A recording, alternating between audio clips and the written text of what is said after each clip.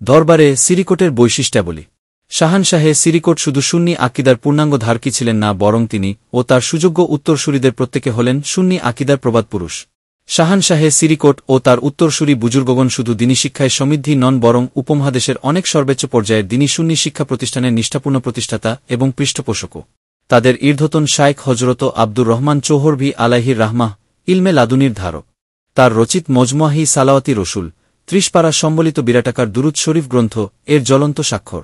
তাদের তাকওয়া পরহেজগারির পূর্ণাঙ্গতা আজ সর্বজন বিদিত।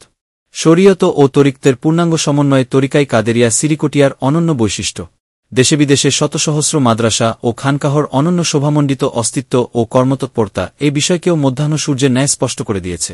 এ তরিকার হাক্কানিয়াতের অন্যতম সমুজ্জ্বল প্রমাণ হচ্ছে তরিকতের শাজরা শরীফ।